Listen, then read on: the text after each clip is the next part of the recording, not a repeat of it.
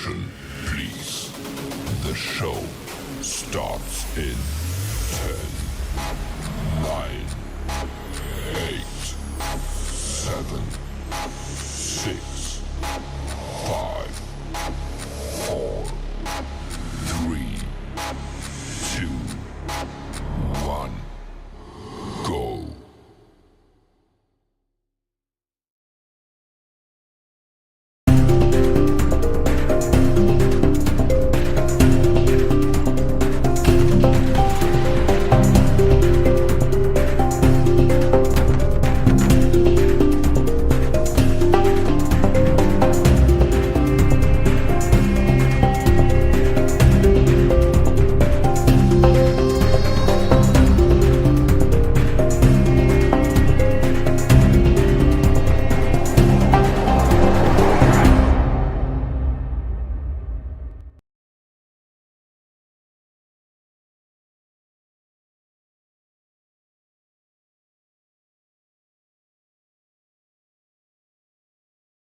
Hello, family. And just like that, it is another week here on Mondays with Marquis. And I am so excited to see each and every one of you as you all are logging on. Thank you so much for choosing to spend a little time with us tonight on the Mondays with Marquis podcast. Tonight, this, as we have every other night this season, we are continuing the conversation around deconstructing Christianity as we take a really introspective look at Christianity and what it has become, what we believe it is supposed to be. And we don't believe in deconstructing without constructing something in its place. So we are trying to make sure that we do our part.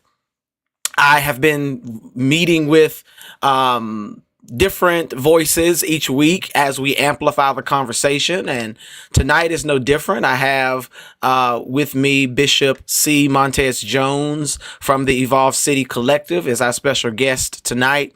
I'm checking his camera and I don't see it. So I'm just making sure that he's here. But yeah, we are going ready to get into a conversation around Christianity and consciousness as we discuss what it means to be conscious and Christian. You can be both, and there are intersections. So as soon as I get confirmation that we have Bishop Jones, we'll get into the conversation. Be sure to like, tag, share, invite somebody to watch this, whether you're watching on YouTube, whether you're watching on Facebook. Be sure to share this broadcast with someone that you may think wants to engage this conversation tonight. I am reading the comments. We'll put them on the screen, just like right here. So please engage us. I am looking at the comments, and I will be looking for any questions or concerns. I think Bishop Jones is trying to get on here. So we'll give him just a moment, but all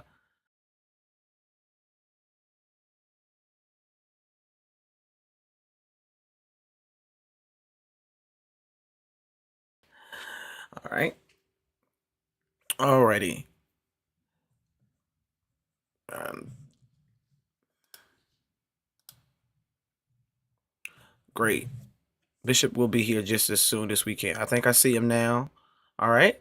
So without further ado, everybody, will you welcome to the Mondays with Marquis platform, Bishop C. Montez Jones, and I'll let him introduce himself in his own way. How are you doing, Bishop? Hey, what's going on, Apostle? Hey, glad to see you tonight, Bishop. Thank you. Could you introduce yourself to the platform? Let us know who you are and what you bring to the conversation.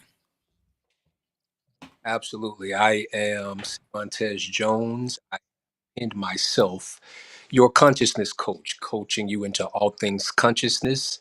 And daily, I try to peruse the social media streets with 60-second treasures, helping those that will listen and hear, because those are two different things. But those that will listen and hear, either have an ear to hear, let him hear all things consciousness.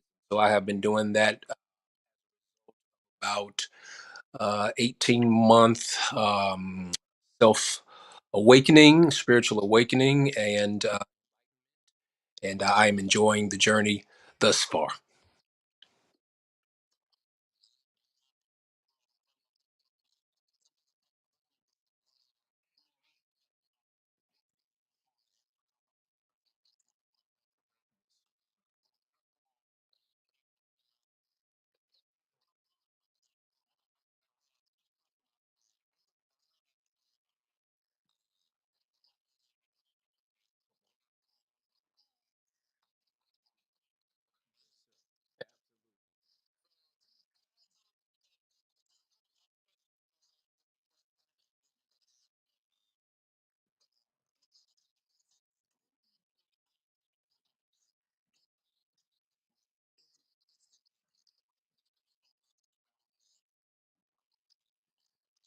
Oh, absolutely. Well, even in its scientific definition, it just simply means having knowledge of something or being aware.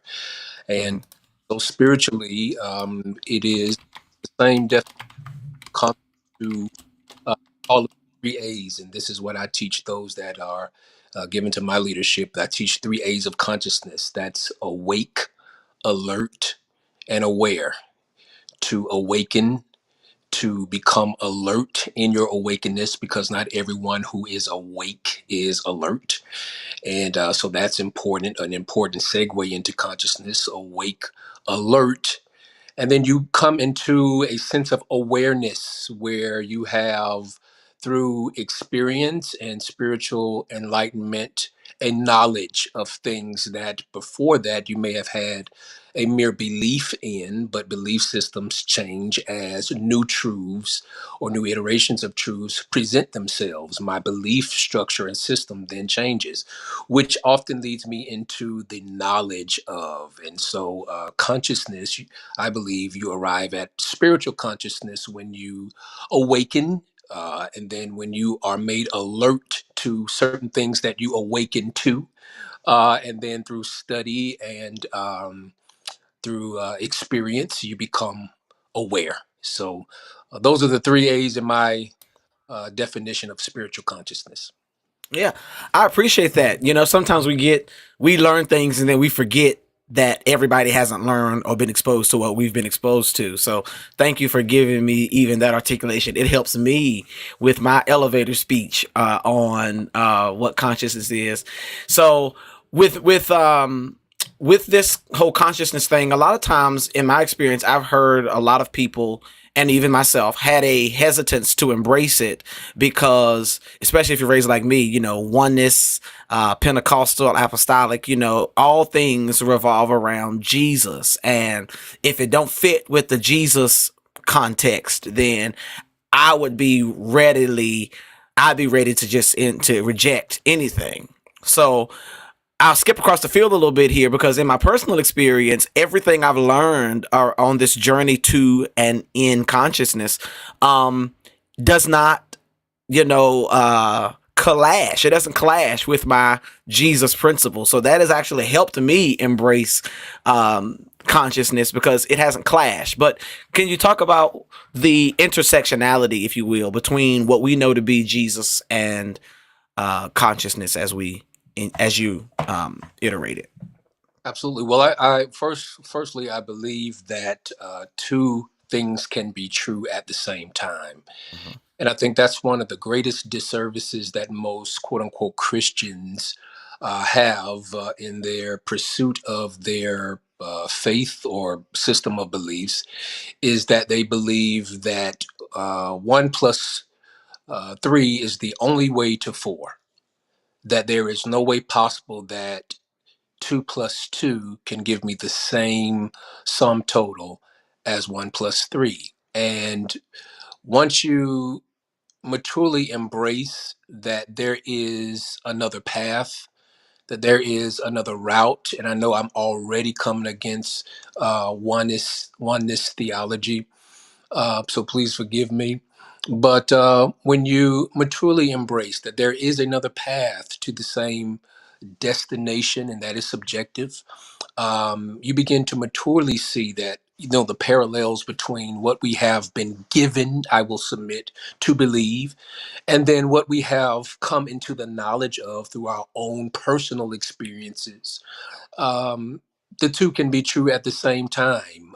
It is when you approach the latter with the lenses or through the filter of spiritual that you begin Mhm. dilute some of the things that was given to us to believe, and has really trapped us in this allegiance to a system of beliefs, which is what religion translates as. Mhm. Translates as duty, to maintain an allegiance to a duty, and then Mhm. you begin to break down the barriers set up by those systems of religious duty. Um, this is where the battle comes in with most people who have already made up in their minds, bro, that anything other than Jesus is Mhm. it is heretical. It is Mm-hmm. false. It is not true. And I believe if we were to pass the mic to a 2024 Jesus, that what we would learn in conversation with him was um, my life on earth, y'all have made it a door when what I really wanted for y'all to see me as was a mirror. Mm-hmm. I am the way. Be like me. Do as I do. Believe as I believe. I am the Mm-hmm. truth and the life. And so consciously we begin to look at even Jesus as a mirror instead of a door. That's kind of the segue into over from Christianity into spiritual. Yes. Absolutely. So humor me this. I have been my journey into consciousness at the very onset. This scripture has been like it's been seated at the table of my inner discussion, if you will. And it is Colossians chapter 1, I believe it's verse 26, where Paul says, Christ, this mystery that has been hidden since before the ages, has now been revealed. And he says, it is Christ in you, the hope of glory. So one of the things that you just said that reminded me of that concerning consciousness is that not only does Jesus, what I knew and what I've learned about Jesus and what I believe as a fundamental evangelical Christian about Jesus is not contradicted or doesn't clash with the conscious line of thought, if you will. You know, when I started preaching, they said, just preach Jesus, just preach Jesus. And then I've become aware of this. It's not enough to just preach the life, death, and the burial and resurrection of Jesus if you don't understand what made Jesus's life and his death and all of those kinds of things, what made them important and transcendent in the first place. Right? It was his life. It was his transcendence. So yeah, talk about that for me. The intersectionality of Jesus and the line of thought, the conscious thought. There really is whole lot of variation. Interestingly, Paul, the Apostle Paul, whose letters came um, in a different time than even the synoptics, than the Gospels. Um, the Gospels, according to men who quote unquote walked with Jesus. But Paul had certain revelations about Christ and never walked with him. I believe it's because he had an opportunity for revelation to come to him about who this Yeshua, this Jesus, this Christ was. Um, and he too had the mindset of most of us have, most of us who are awakened or coming into an enlightenment, that there is a mystery that precedes, that there is a mystery about consciousness that even 12-year-old or even a youthful, if you will, Jesus, the part of Jesus whose story and timeline is written out of the 66. That Jesus knew that there were mysteries, Mm-hmm. that he knew that there was something, truths, if this makes sense, this is a whole nother conversation, but truths beyond truths, Okay. which led him to embrace things of the metaphysical. And we don't like to talk about that, but that allowed Jesus to study Mm-hmm. and embrace metaphysical vocations and Mm-hmm. understandings that when he came back and began to operate and teach these Mm-hmm. things that he had learned, They were called miracles. Mm-hmm. They were called miracles because up until that point, these are things that we are observing with our eyes and seeing with our eyes that has never been done. But Jesus had an understanding Right. because These are what things that we are he observing with our eyes. observed and learned that he brought back to teach that we too could achieve greater works than these shall ye do when you arrive to a place of consciousness, being alert, being awakened, and being aware. You too can do these things. And there are things that I, in 33 years, didn't even get to experience that you will get to unravel and unlock if you embrace systems beyond this current system. Remember, it was religious, it was the scribes, it was the Pharisees that sought after Jesus to take his life. It was keepers of the law.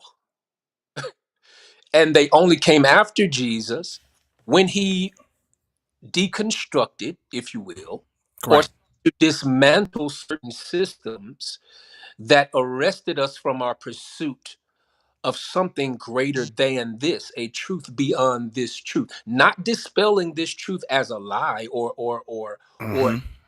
build this truth as a lie, because there are things, and I know we haven't gotten here yet, but there are things about the system of church that in uh my current soul trajectory or um experience, if you will, I'm looking back on and realizing, if I can be bold here, that wasn't true. It wasn't true. The principle that you were driving may have been a decent principle. I'll give you that much. But the system by which you preached and taught that principle did a greater disservice to my personal spiritual agency, Mm-hmm. my agency, my the ability that I have to make choices so that my natural experience is now aligned with my spiritual experience, and I ascend to consciousness and this life experience begins to make sense to me. But Yeah. because religion has done such a doozy on what is true, we navigate through life very confused and depressed and upset and misguided, because what I feel in my core to be Right. true, I'm taught fundamentally that it is false. And those are the things that I so pursue to deconstruct and reform as it relates to our system of religion, church specific. Mm-hmm. Ooh, that's so good. That's thick. I'm gonna dive deeper there because you know the church, of course, taught us what we should believe rather than teaching us how to come to our own conclusions, if that makes sense. And we've talked about that just about every show, how religion ultimately is more about control. It's become more about control, and standardization. Standardization has become holiness, and now we got everybody trying to come to this same mark rather than understanding that we're not all starting from the same place, so we cannot have the exact same destination or path to that destination given the myriad of places we're starting from. So for me and for a lot of people that are watching, we start from the what we're taught about God through our Christianity and our churches and our homes.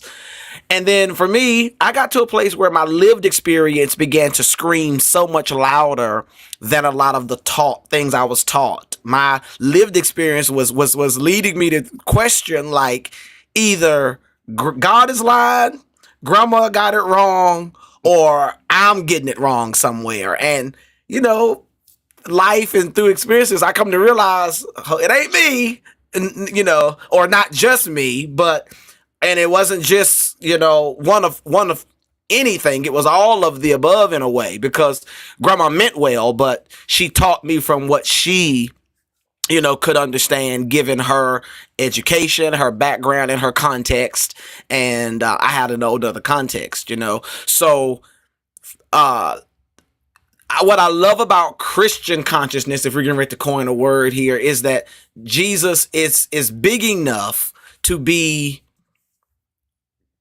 Buddha in your life without affecting the efficaciousness or the power of Christ in my life. You can call it whatever you want to, but in a conscious thought, I understand that we're referring to the same energy, to the same force in our own context and our own experience. And what Bishop Park told us inclusion does is inclusion doesn't nullify, doesn't demonize my perspective. It just makes room for yours so that both of our perspectives can coexist without harming one another. So why wouldn't a Christian, I'm talking about a Bible toting Christian, why wouldn't a Bible toting Christian adopt some of these principles? Why is it so hard for people who read about God as love not understand this elementary concept of consciousness, which is Christ in others, God in the people that we consider least than or different than us? Like, there is an aspect of divinity that says, if I've been cut from the cloth of God, whatever you will, then everybody else is too. So part of getting connected to God this way is understanding that God has revealed God's self through other people like me and unlike me. Well, the thing is, most Christians, excuse me, I'm going to say something real bold, but it's going to be very straightforward, very serious about what I'm getting ready to say. I pastored traditionally from the pulpit for 12 years, going on, it would have been 13 years in January. And through my observation, not just what I've heard or what I've read in a book or what I've seen on TV, I lived this observation. Most Christians, again, big air quotes around Christians, most Christians are in love with church, but know nothing about God. Most Christians are in love with system, a system that they have been indoctrinated to. I mean, for many of us, grandmama gave us this God. We were in church before we knew our colors, before we could write in cursive and spell our names. We were in church, and we fell in love with the energy. That's important in this language. We fell in love with the energy of church. The music, or as Bishop Pearson would say, the musing, or the tranquil energy that comes over you as you listen to music. We fell in love with that trance. We fell in love with the muse, that energy that we felt, and it was so psychological, penetrative, that the art of the altar, and I don't know if that's a book I have to write, but I keep hearing that term. But the art of Yes. the altar is that I can control the way you think while you're in front of this altar, call it faith, stamp it faith, and make you believe. I can trance you. This is why strings are playing in the background, and I can trance into the faith to believe that you can see when you came up here as a blind man. I can trance you to believe, or cause you to believe. The body does what the brain tells it to. And so it is an entire psychological and psychiatric art behind the things that we do in the name of God, but by way of the church. Bishop Dr. E. Dewey Smith said something a few years ago that really resonated at a time where I was really transitioning over to this. He said, if the Holy Spirit left our churches, 80% of them will operate as usual. That thing to think, that we can be so skilled and so crafty and so have such things of church, how to sing, when to sing, how to shout, when to shout, how to pray, when to pray. And we become so ritualistic in that, to the point that we're even we even step over into a legalism as it relates to those things. It becomes our definition of God. And as my man of God, my woman of God preaches to me, so is the voice of God. And so if my preacher is ya ya ya ya ya, Mm-hmm. so is my God. Exactly. And Mm-hmm. so the attributes or the character of the God is a subsequence or a consequence of what we were given through the church.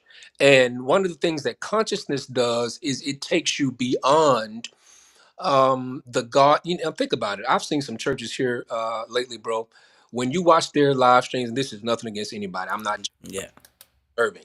The picture of the pastor on the LED screen is bigger than the God that they're preaching about. I'm like, why is your it is a system that soothes, even in 2024, soothes Yes.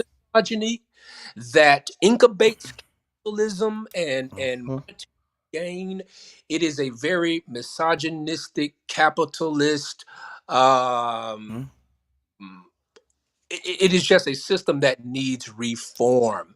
And if reform is going to come to Christianity or the church, now remember, we're not even going to get into that because there is a portion of Christianity that is corporation, that is business.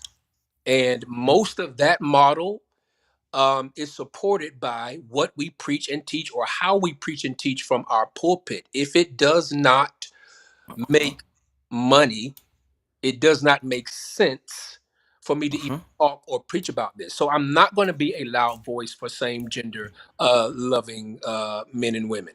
I'm not, because that doesn't make money sense until our government starts to offer certain loans Mm-hmm. and grants and funding for faith-based organizations that cater to that. Now it's fair game Mm-hmm. because it is a part of this manipulative system Mm-hmm. that are now stepping over after all this knowledge and things have been given to us by technology, higher scholastic study, things like that. Looking back and saying, what the hell? That was not true. That is not, and last thing I'm gonna say, then I'll turn it back. It embeds in the human experience a very attitudinal type relationship between you and God. Mm-hmm. When God would create you a certain way and then place you in a world that is unfair and unjust to who God created you to be. And that's not just talking about Q plus people, that's talking about being a black man in America. In America, absolutely. Why would God, who cares about me, make me such a target in my life, in this life experience as a black man in America? There are certain things, and then there's no remedy for what I really feel other than trust God or pray. Spiritual bypassing. Yeah. You know, it's a spiritual bypassing. You, Mm-hmm.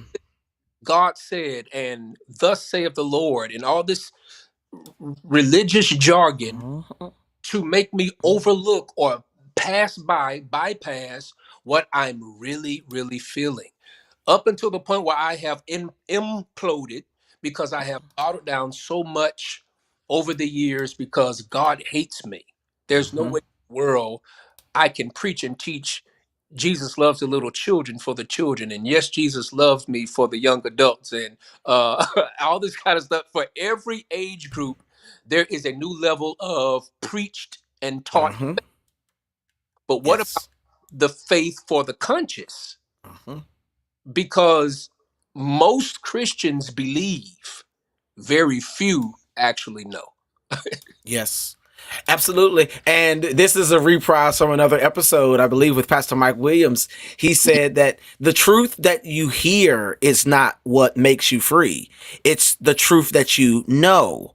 You know, you will love the Lord your God with all your heart, your soul, all those feely parts, but also with your mind, with the seat of your consciousness. To love God in a conscious context is to not limit God to the experience you were taught about or to the experience that you're comfortable with. Because I've had to experience the divine in some ways that did not make me comfortable with the divine, but I had to recognize the divinity in the experience, even though it wasn't comfortable. Because to be honest with you, a lot of us are more followers of the devil or Satan or of evil. We worship the modern Christianity in a lot of ways is more devil worship than it is the worship of the true deity for which it's named. We give the devil so much credit. We demonize everything that is different or what we cannot articulate or understand.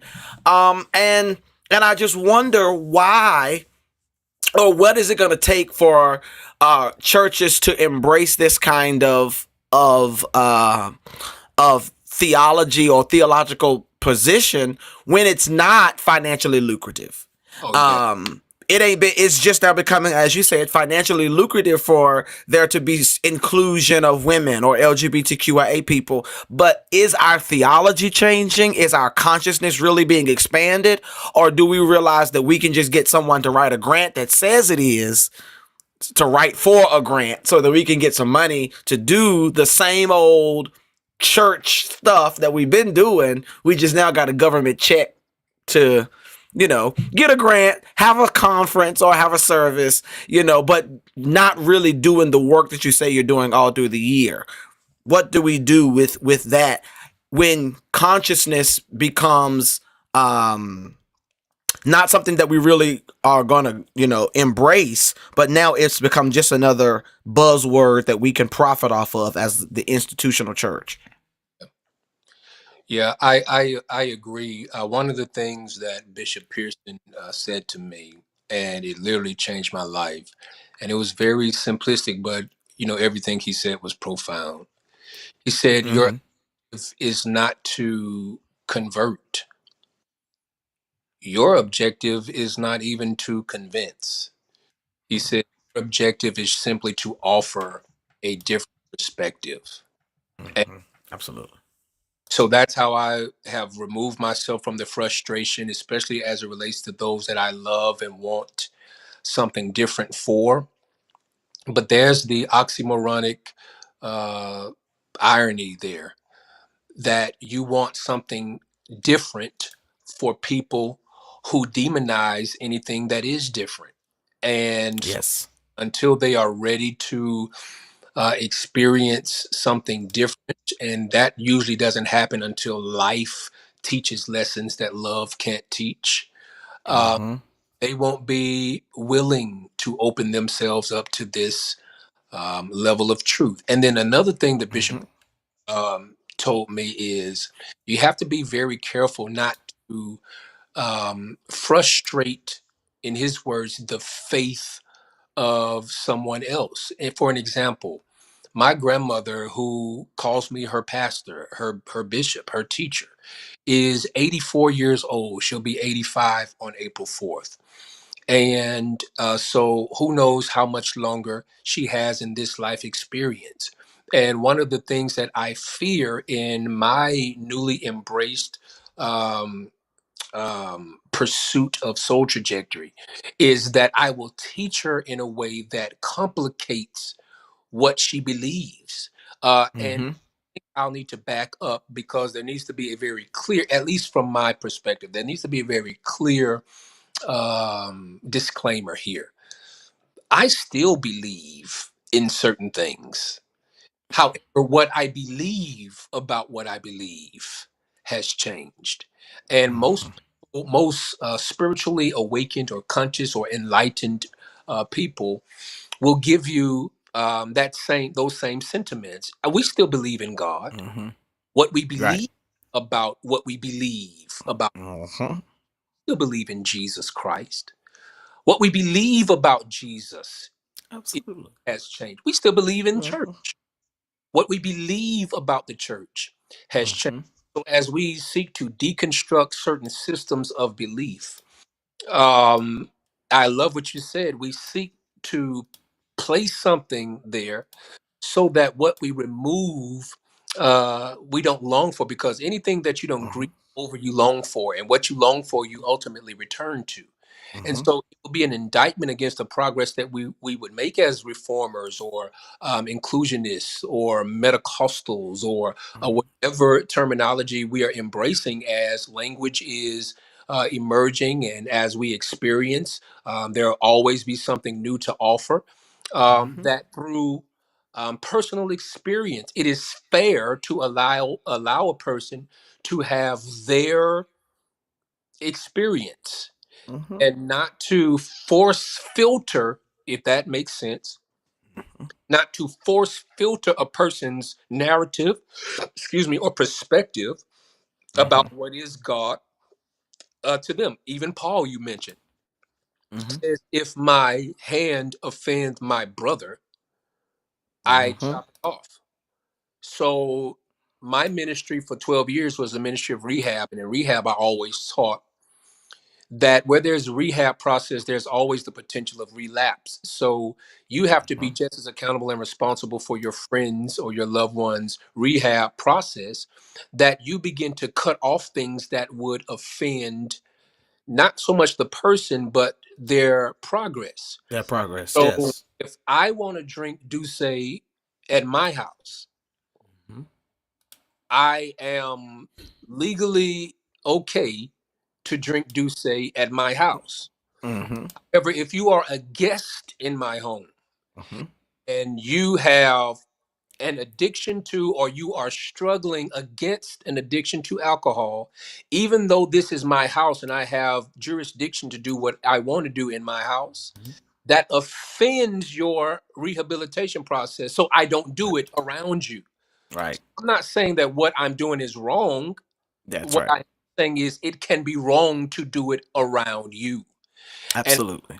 same thing with the intersection of Christianity and consciousness. We are tending to preach a lot of stuff in our churches still in 2024. I don't understand why we're doing it with all the education that is Mm-hmm. preached. We are still preaching preference and phobia Mm-hmm. and instead of we are indoctrinating people into the lane of our own preferences versus giving them the opportunity to make judgments to see God in all things, because Yes. how can we light except in a dark place? But if you demonize the dark places that I've been sent to illuminate, how Mm-hmm. then you church pastor, Yes. bishop, you are the one that then hides my light, my candlestick, and it cannot be seen to Mm-hmm. glorify God, so that they may see my good works and glorify God who is the Father. So there is a lot of inconsistency and fallacies that we must appropriate and fix and adjust Mm-hmm. and admit that we taught it erroneously. I stopped Mm-hmm. back in the early 2000s. I stopped preaching the curse of the tide, Malachi's 3 verse, the curse of the tide. Because first of all, when you understand who Malachi was talking to, and then you start to put things in context and things like that. I don't preach the curse of the Right. tide. I Yeah. do. I did preach and to your point that you said earlier, most of my pastor friends and peers crucified me on the phone, not because they didn't believe how I believed, but Yes. crippled the success of their ministerial career to teach preach something that is true, but not. I mean, it's the same thing, and I may get in trouble for this, but it's the same thing in our medical field. We're not patients, we're customers. So That's I'm right. sure what brought you to the ER, but I'm also going to make sure that you come back 6 months later Yes. with some new symptoms, because I can't lose you as a customer, because my livelihood is connected to your bondage. Mm-hmm. You're worth more to me bound than you are free. So I will Yes. perpetuate systems and stamp God's name on it so that you have no choice to believe it. You are cursed with a curse. From Yes. who knows, if I don't pay my rent, I'm going to be put out. But you rather me take $200 of my rent money and pay tithe so that I don't be cursed. But then I Yes. money for my rent, so I'm going to be put out anyway. So did I really miss the curse? Correct. Man, Correct. critical thinking is a big. Yes. It is. It really is. And again, thinking is not something that a lot of Christians are encouraged to do, especially if it goes outside of the accepted margins, if you will, of whatever the religious context is. Because to a Baptist versus an apostolic, we got a whole conversation. So we want to zoom out from denominationalism, but the same thing is happening where we can't understand the spirit behind a lot of what we have in scripture, but we need legalism so that we can control ourselves. I mean, and so we control those who subscribe to our same line of thinking. So this is the next thing, because the reason I reached out to you for this particular conversation is because I have seen your and I don't want to be offensive by any of the words that I use, but this transition from the traditional in-person ministry model to a more virtual, or I'm not even sure what to call it, but what I've seen you move away from is the in-person worship experience. I've had to do the same thing, and I long for, and grieve, if you will, the old place, the time when we could have the in-person experience. But I'm also understanding that there is a shift and a transition to a more individualized approach to ministry that is not so corporate like the traditional Sunday morning hour. Talk about your transition and why that transition happened, because I'm sure this consciousness journey has had something to do with it, like it has for me. Very blatantly straightforward. It just didn't make sense to me anymore. And that is the most honest answer that I can offer. What the Pentecostal transcendent experience that I had grown to love um, made me feel good. But, and it was once a dream that I had to pursue Yeah. a ministerial career and bring souls to Christ and to uh, operate in effective change and to be a drum major for justice, in the words of Mhm. Dr. King. I Mhm. want all of that. Um, but if I'll tell the truth about it, it was very. I started to feel very hypocritical, because while Mm. I had done it for so long, and we could have good church, quote unquote, with our eyes closed, I got Mhm. tired of pastoring people who had mastered good church and left good church to make the same bad decisions. Ah. Uh, Mhm. wanted to be effective in the change of behavior. Most churches will and preachers will teach you um, what to believe, but they don't teach you what to behave. When there are new converts, if you will, that's religious terminology. But if there are new, Mhm. and they would ask me, well, Bishop, where should I start in the Bible to read about this journey? I always sent them to Romans, because Romans is a book that teaches you what Christians believe, but it is also a book that teaches you how Christians should behave. Mm. I started to just really analyze and take an audit of how those that I pastored live their lives outside of Tuesday nights and Sunday nights at our services. There was a great deficit in progression and elevation and just thought, period. And I realized that most Christians, air quote, think from um, their mind, if this makes sense. They think from their mind without utilizing their brain. And we see the two as synonymous and the same thing. But the brain is an organ that is given to your human body. The Mhm. mind, however, is a system of beliefs and truths that govern how you navigate your soul and spirit trajectory. So the brain is given to your human experience. The brain tells the hand to lift, or the eye to blink, or the heart to pump. That's given to your human experience. But the mind is a system that is given to your soul and spiritual trajectory, and your mind is what is the nucleus of consciousness. This is Mm-hmm. why we're told in Scripture, "Be not conformed to the things of this world, but be ye transformed by the renewing of your brain." No, Absolutely. Mm-mm. transformed by the renewing of your mind, the Mm-hmm. system of belief that governs what you believe and how you behave as a Christian. Absolutely.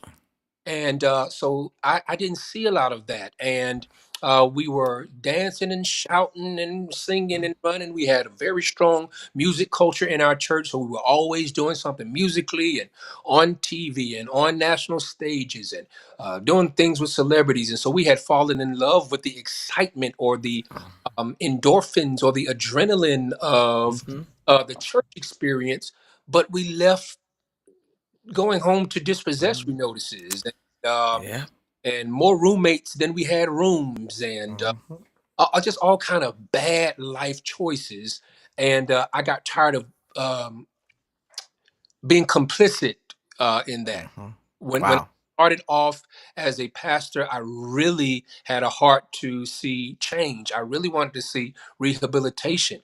And I got there because I was going to a church. I was going to a church, and I believe the Spirit of God at the time spoke to me and said, "Look around." And I looked around, and the church was supposed to be a hospital, a place that you go when there's some type of trauma that has taken place, and you go to the hospital for recovery. But the Spirit began to show me, instead of a hospital, what you are sitting in has become Mm-hmm. hospice, because Mm-hmm. a place for recovery. Hospice is a place where there's nothing else to be done for you. And I'm going to make you comfortable, because ultimately you're going to die, you're going to perish. And I started to experience messages of comfort and just services of comfort, but no provocative change or no Mm-hmm. rational, and so I didn't want to replicate that in the lives of the people that I felt led to be a spiritual infuser and navigator in their life. And so when it stopped making sense to me, and I'll have to be honest and say that it stopped long before I actually stopped. So how long do you think that every Sunday I was going up there like, "Mm-mm, y'all"? My language had started to change. My presentation had started to change, but my belief had already begin to change. Absolutely. Those that were close Absolutely. understood it and knew, sensed something was, Mm-hmm. but didn't really have the words for it. And honestly, Apostle, I didn't have the words for it. It was Mm-hmm. I was without the I was in a foreign land without the language of that land, Yeah. which is why I appreciate Uh-huh.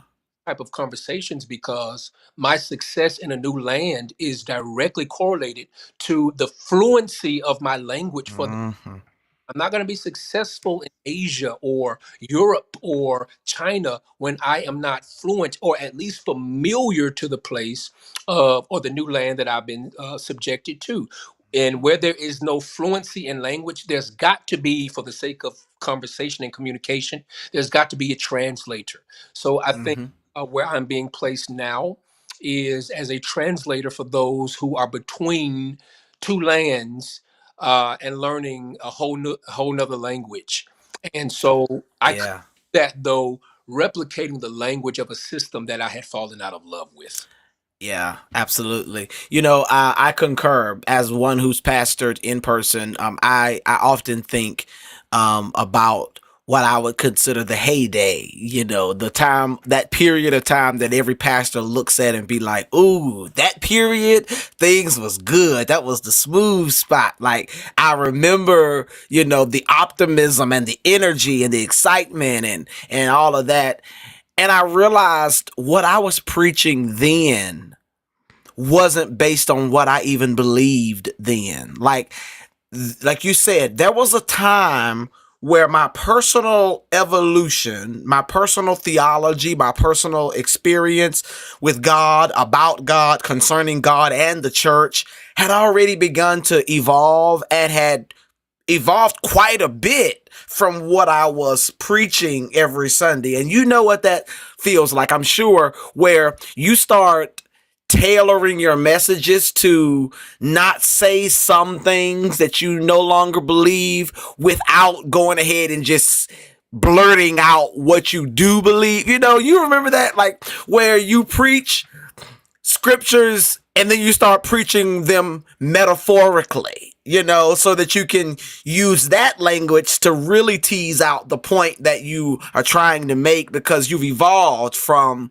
you know, the popular or the traditional understanding. So I found myself doing that, and I got to a place where I felt like I was no longer preaching truth, or, you know, or preaching the word of God. I was no longer preaching from my own convictions. I was preaching from what was popular around the time that the ministry started to grow. So I was like, ooh, I'm giving the people what they want to hear. You know, I'm on their payroll.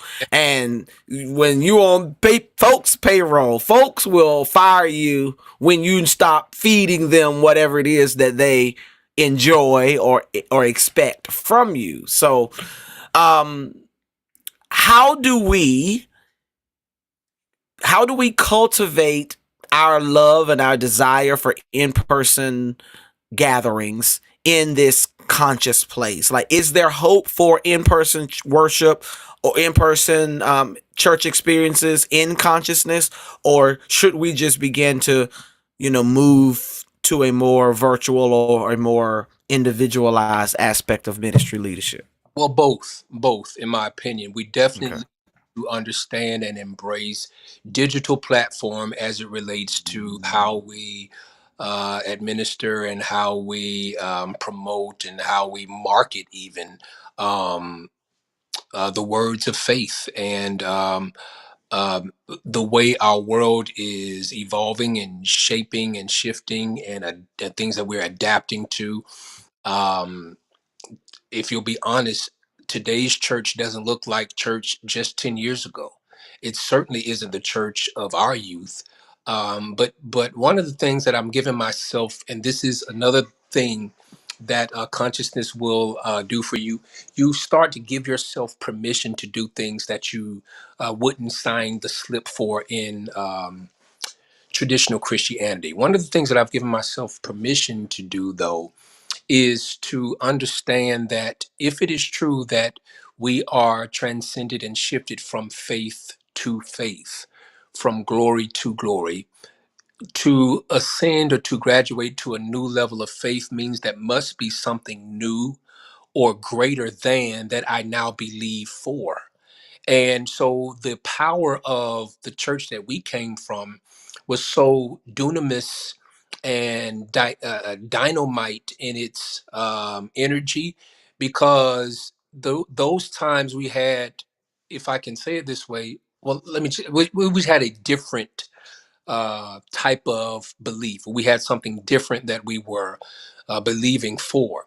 Uh, but in a generation of COVID-19 and 9/11 and insurrections on our nation's capital and certain presidents' administrations, we've had to set now our focus on a different set of um, spiritual pursuits or soul Mm-hmm. pursuits. We need something from God now that we didn't need back then. And so church can't Mm-hmm.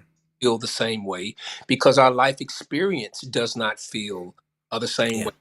Yeah. They saying about I'd rather have Jesus than silver and gold because they didn't have silver and gold. Right. Wish they to have silver and gold, just give me Jesus. You know, Mm-hmm. but in a world now where we maturely embrace, and I don't want to offend anyone, but in a world that we maturely embrace that there needs to be a respect and understanding, but a respect of Jesus, who he was, what he what his life experience had to offer those of us who believe in him. We have to also maturely embrace that even beyond Jesus. Oh God, I'm that's really going to get me in trouble. But those, if you hear it religiously, it's going to go over your head, and it might feel blasphemic or heretical. Mhm. I've embraced uh, the cloth of heresy. Yes. Um, I believe this is C. Montez Jones. I did not say this is the Bible. This is C. Montez Jones. I believe to every generation there is a Jesus. Yes. I believe to every generation there is a tangible, manifested presence that draws us close to reveal to us a definition of God, source, this divine presence that we could not experience without that connection. I believe to every generation there is a Jesus. I Yes. believe I see Jesus in the leadership of Martin Luther King. I see Jesus in the leadership of Barack Obama. Mhm. To anyone that is a representation of what it is to be just Yes. and true. And oh my God, Hmm. I'm really going to get in trouble when I say this, but it is okay. Ain't no trouble over here. Thank you. To those of us who had lived to see it, we saw Jesus as Carlton Pearson. Bishop Pearson was one of the most beautiful human beings that our generation and generations before had ever experienced. Absolutely. His soul and his heart posture towards humanity, not in sections or as a society that embraces and endorses separatism of classism, or he had a heart for humanity, everyone, like Jesus. He pursued justice for everyone, like Jesus. He challenged religious hierarchy and things that needed to be reformed. That simple education, not indoctrination, but education, Yes. the science of a thing could prove. Um, in that, I see, and Yes. that is what brings a conscious experience closer to what we have been awakened, Mhm. alert, and aware of. Mhm. It is a magnetic pull towards that, because in that we find truth. And when you Yes. embrace the knowledge, as Mike Williams would say, of that truth, Right. that is what sets you or makes you Yes. free. And the Yes. freedom of spiritual consciousness is one that you're not afforded as a Christian, because again, you're being told there how to think. Hmm. You're being Hmm. told what to say. Even in the Pentecostal transcendent experience, when you're down in at the altar, a part of the art of the altar there is G G G G G G G G G G G G G G G. Hmm. You're coaching, you're coercing, Hmm. you're telling me how this should come upon me. And Yes. so, because you gave me that, it is easy for that same tongue that articulates G G G G G G G G G here, Hmm. because it works here, cuss you the hell out there, Absolutely. because there's Absolutely. no organic experience and no meshing of what my tongue wants to say and what my tongue needs to say, because you gave it to me, and I Hmm. didn't experience it for myself.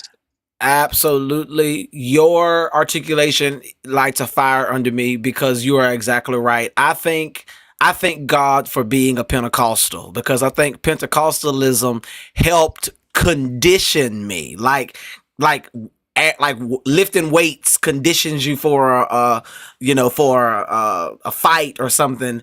The Pentecostal experience, it really strengthened me for a journey in consciousness, because Pentecostalism taught us, to shut our brains down. But that was because of what they had to do during the time that Pentecostalism came on the scene. We didn't have the access to education as people of color, especially. We didn't have a lot of things that we have now.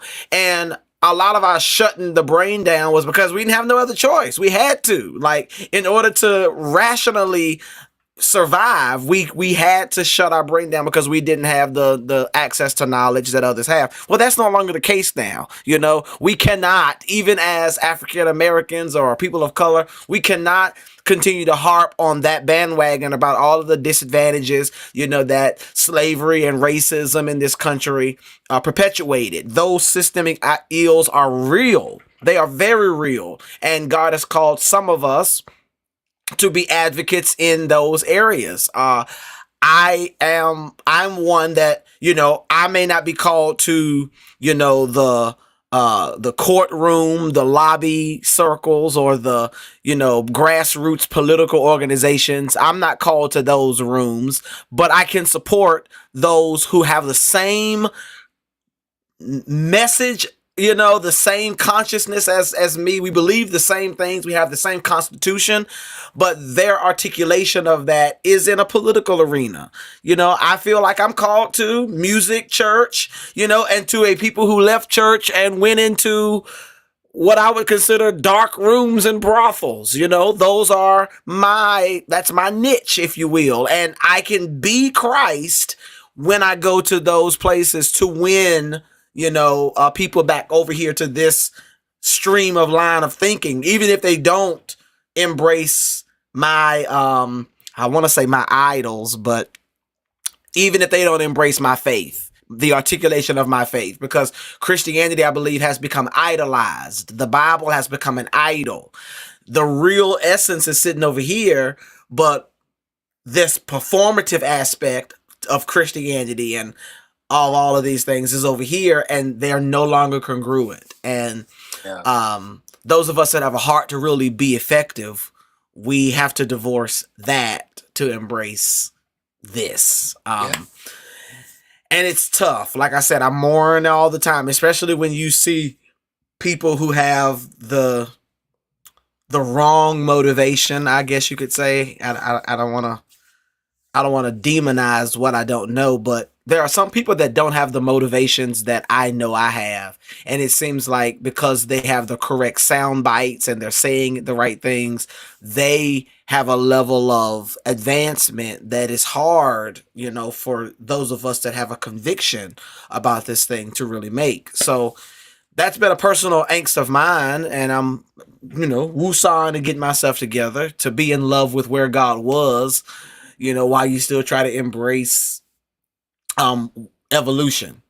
So I'll say this, and then I'll just get your summary words if there's any meat left on that bone. But I'll say this: as a believer in the principle of Christ, the consciousness of Christ, Bishop Pearson calls it Christ consciousness, and I have learned that I am more in love with what Jesus stood for, than having to find myself following a religion created around a person who has now become idolized. I'll say this. I used to say it all the time. You'll remain bound by what you fail to confront. And I forget who said it, but someone else said that a faith that cannot stand up to questioning or critique should not be trusted. And that's the thing I love about, Christ consciousness is it stood up to all the questions, that I could throw at it. And it's so compatible to the ideals that we say we want to get to, justice and social justice and equality and equity. Like this line of thinking, I see how it leads to those very things. So why not embrace what I call transformative consciousness rather than a transactional faith? Because a lot of us are afraid. We mad at God for what prayers God didn't answer. And I think a lot of us love to be mad at this God to avoid taking responsibility for the parts that we played in our own reality. You know, I'm not victim blaming, but there is us a saying, what happened to you may not have been your fault, but it is your responsibility to take ownership of your healing and rehabilitation and your recovery. You know, we gotta stop hollering ouch and start investing in our healing and in what will set us free and liberate us. So, final remarks, Bishop, anything that we left uncovered in this conversation? I will say this, I was going to wait till we got offline, but Facebook stopped pushing our live stream due to some copyright issue with the video that I played in the very beginning.